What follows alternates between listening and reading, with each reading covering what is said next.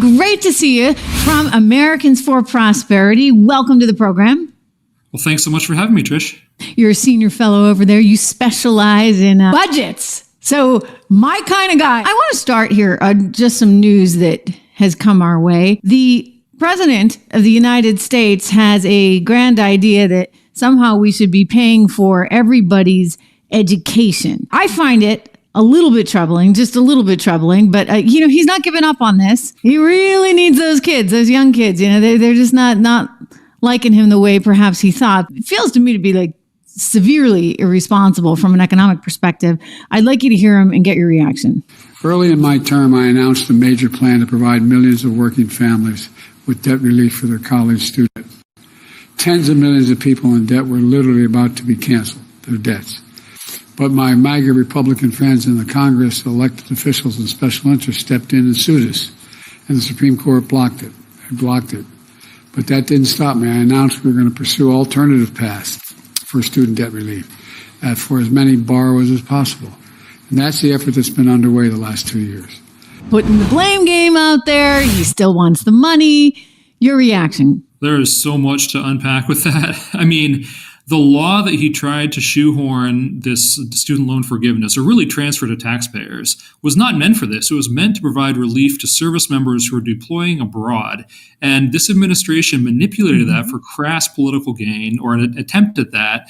And the Supreme Court said, that's not what the law is for. You can't do that. And so that's what he was complaining about there. But getting to the morality or the ethics of this whole situation, you're talking about people that voluntarily decided to take on debt to finance their education so that they could have higher earnings and a better life, hopefully.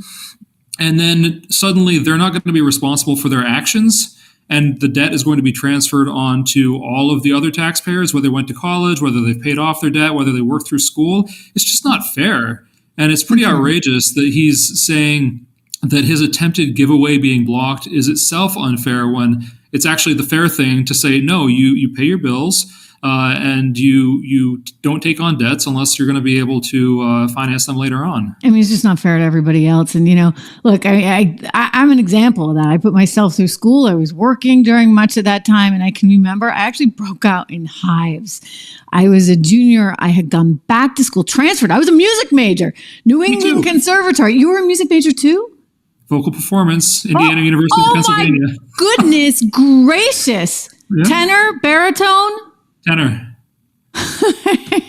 So we got to do level M or something one day. I was also a vocal performer. So look at this. See, you know what? We did the right thing. We got some common sense and said we're going to do the opposite of opera. We're going to focus on economics and budgets and the boring stuff, which actually has turned into such a circus. I say it is like Turandot or something, right? You've got like an Puccini operatic event going on every day in DC. That's hysterical. I didn't know that about you, Kurt.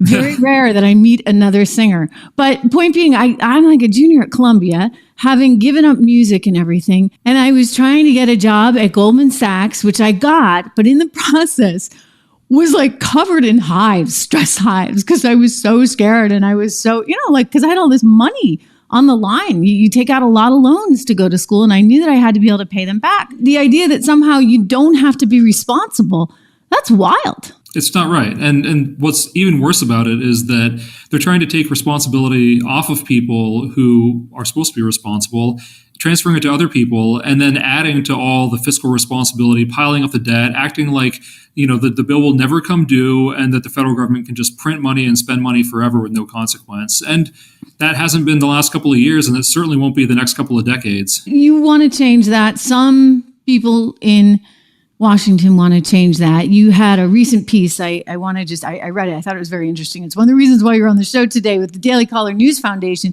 And you were writing about Senator Ernst, Representative Buddy Carter, teaming up because they have this idea that maybe there should be some accountability in terms of budgets. I should point out, we're still waiting. We've got a State of the Union coming up. It got postponed a bit. We're hoping Joe can make it, by the way, hoping. And we still don't have a budget. He did this last year, too. A lot of presidents do this, and it kind of feels unfortunate and unfair. I mean, look, I'm kind of just a simple business reporter that's used to earnings. And if a company were going to say, yeah, we're not going to give you our earnings this quarter, well, there would be HELL to pay, and shareholders would be going nuts. And yet here we just take it. We're like, oh yeah, you can postpone the State of the Union, and oh, you don't have a budget yet. Oh, so what? That doesn't seem right. It's not right. And so it's great to see Senator Ernst and Representative Carter proposing this legislation. And what they would do, it's about accountability. It's also about putting teeth into statutes that presidents have ignored for a long time. And it's finally, it's about putting Congress back at the center of our constitutional order. Not entirely, no one thing can do that, but moving in that direction. And the way they would do that is by saying, look, the law requires the president to submit a budget request to Congress and a national security strategy to Congress, both on the first Monday in February each year. The budget requests have been late all throughout this presidency, all throughout a number of years. And the national security strategies only come once per presidential term these days. Once every 4 years, the world changes a lot more than that. And so they say, look, Mr. President, you want to give the State of the Union address? That's great, but you're not going to get to do it until you send us these materials that we really need to do our work in a timely way.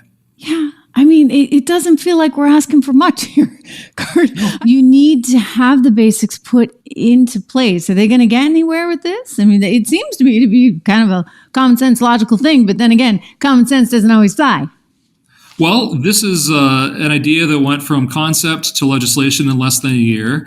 So it's moving fast. Everyone that I have talked about it with thinks it makes a ton of sense. It's such a layup from Congress's perspective.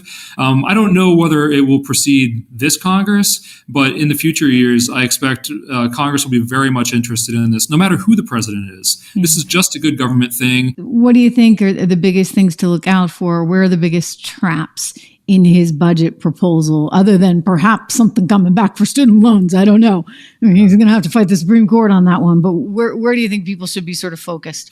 Well, the first thing to think about is this is a presidential election year. And so I think the president and his team are trying to reset the media narrative after this appropriations process that was supposed to be done in September or August even, finally wraps up. It's expected to in the next couple of weeks. And they want to reset it on a positive note so they can promote the president's agenda. I think we're going to see a lot more of what we've seen in the past, which is a lot more spending, a lot more tax increase proposals, and a lot more picking winners and losers, like favoring some industries and then putting the burden on disfavored industries, even if they do provide, important, reliable things that Americans depend on. Yeah, energy. This administration has its enemies and its friends. I don't have a problem with green energy. I just want energy, which means you can't just say we're going to ignore the stuff that we actually have, and especially at a time when we're dealing with such a challenged environment internationally. It just doesn't even make any sense. Kurt, thank you so much for being here. Hey, just a quick reminder. Hey, you can get more information on what Kurt's doing here. ProsperityIsPossible.com. I love that. What a great URL, you guys. ProsperityIsPossible.com. Help Kurt enjoy this effort there to really kind of, force a little discipline, shall we say, on Washington. Very good to see you. Thank you.